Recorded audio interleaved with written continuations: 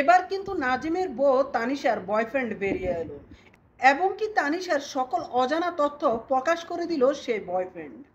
আর নাজিমের ডিভোর্সের আগে থেকেই এবং ওরা ফিজিক্যালি থাকে, এটা হচ্ছে মিমের কাছে ধরা খাওয়ার পরে ওদের মধ্যে ঝামেলা শুরু হয় বেশিরভাগ। তো এরপর থেকে হচ্ছে একটা কুকুরের সাথে হচ্ছে ঘুরবো, কিন্তু তানিশার সাথে যোগাযোগ করবো না কখনো। তানিশা আমার কাছ থেকে অনেক ফিনান্সিয়াল ভাবে আমাকে ক্ষতিগ্রস্ত করছে অ্যান্ড আমার ভার্সিটিতে আমার এতদিন আমার গ্রাজুয়েশন শেষ হয়ে যেত, কিন্তু ওর জন্য আমি প্রায় 8 মাসের মতো আমার স্টাডি গ্যাপ হয়ে যায়। ওর পিছনে আমি সব টাকা ইনভেস্ট করতাম, প্রায় 4-5 লাখ টাকা। এই যে আমরা সোশ্যাল মিডিয়ায় শুনি না যে হচ্ছে তানিশা মিমের ফ্রেন্ড, তানিশা মিমের ফ্রেন্ড না। তানিশার সাথে নাজিমের রিলেশন ছিল, এটা মিমের কাছে ধরা খাওয়ার পর তানিশা মিমের কাছে যায় মাপ টাপছে, ওর কাছে ফ্রেন্ডশিপের মধ্যে থেকে যায়, আস্তে আস্তে ওরা ক্লোজ হয়। তারপরে ওরা হচ্ছে ওদের ফ্যামিলিতে যাওয়া আসা করে, এইভাবে হচ্ছে তানিশা হচ্ছে মিমের ফ্যামিলিতে মিমের সংসারে ঢোকে। ও তো কখনো বলতো না, ও সিঙ্গেল দাবি করতো অলওয়েজ তানিশা নিজেকে ও মিমদের কাছে। তো তারপর হচ্ছে মিমকে মিমের সামনে ভালো রাখার জন্য হচ্ছে নাজিমের ফ্রেন্ডের সাথে আবার তানিশা রিলেশনে যায়, যাতে হচ্ছে সন্দেহ না করে। কিন্তু নাজিম আর হচ্ছে মিমের মধ্যে একটা সম্পর্ক ছিল, যেটা হচ্ছে ফিজিক্যালি সম্পর্ক বিয়ের আগের থেকেই। তো এটা যেহেতু হয়তো নাজিম ওর প্রতি অ্যাডিক্টেড হয়ে যায় আস্তে আস্তে, এটা হচ্ছে মিমের কাছে একটু ধরা খায়। এইভাবে করেই হচ্ছে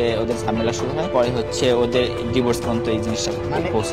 বিয়ে কবে করছে, আগেই করছে না পরে করছে এটা শিওর না, বাট আমি জানতে পারি হচ্ছে ওদের ডিভোর্সে 4-5 দিন পর যে ওরা বিয়ে করছে। মিমকে যেহেতু নাজিম প্রচুর মারতো, তো তানিশা হচ্ছে মিমকে অ্যাডভাইস করছিল যে হচ্ছে কোন ফকিরের সাথে কথা বলতে করতে, কিন্তু মিম সেভাবে চিন্তা না দেখে হচ্ছে তানিশা ওকে কিছু একটা খাবার এনে দিয়েছিল যে নাজিমকে খাওয়ানোর জন্য। ওদের ডিভোর্সের 20 দিন আগের কাহিনী। 12-13 তারিখ অক্টোবরে হচ্ছে ও নাজিমকে মিম ওটা খাওয়ানোর পর হচ্ছে 15 তারিখে হচ্ছে মিমকে নাজিম বের করে দেয় বাসা থেকে, আর 20 দিন পরে তাদের ডিভোর্স হয়ে যায়। আমি একটা কুকুরের সাথে হচ্ছে ঘুরবো, কিন্তু তানিশার সাথে যোগাযোগ করবো না কখনো। কারণ হচ্ছে হ্যাঁ, ও আমার সাথে যোগাযোগ করার ট্রাই করছিল, ওর ফ্রেন্ড আমাকে কল দিছিল, তাবাসসুম নাম, কল দিয়ে বলছিল যে তানিশা আপনার সাথে দেখা করতে চাই। আমি ওকে নিষেধ করে দিছি, আমি চাই না যে ওর সামনে আর আমি জীবনে আমার সামনে ও আসুক। আমার ভার্সিটি লাইফের 2 সেমিস্টার নষ্ট, আমার আর্থিক দিক থেকে হিউজ পরিমাণের ক্ষতি হয়েছে।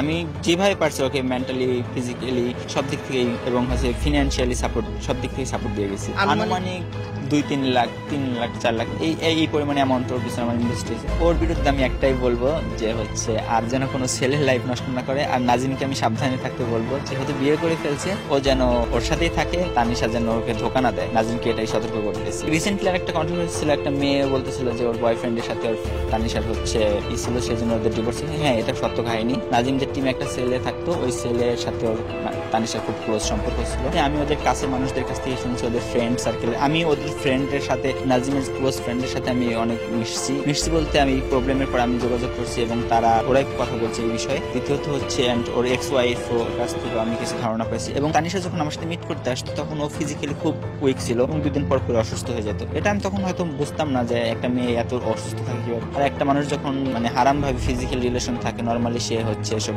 অসুস্থতায় ভুগবে, এটা নর্মাল বিষয়। তানিশা আমার কাছ থেকে অনেক ফিনান্সিয়াল ভাবে আমাকে ক্ষতিগ্রস্ত করছে অ্যান্ড আমার ভার্সিটিতে আমার এতদিন আমার গ্রাজুয়েশন শেষ হয়ে যেত, কিন্তু ওর জন্য আমি প্রায় 8 মাসের মতো আমার স্টাডি গ্যাপ হয়ে যায়, ভার্সিটিতে অনেক ডিউ হয়ে যায়।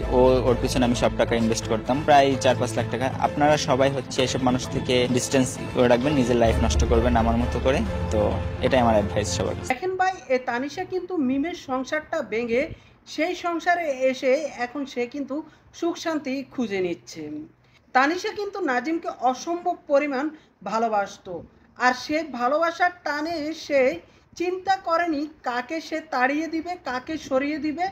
যেভাবে হোক তাকে কিন্তু নাজিমের জীবনে ঢুকতে হবে, আর সে নাজিমের জীবনে ঢুকেও যায়। এরপর মিমের জীবনে নেমে আসে এক কালো অধ্যায়, জীবনটা প্রায় নষ্ট হয়ে যাচ্ছিল।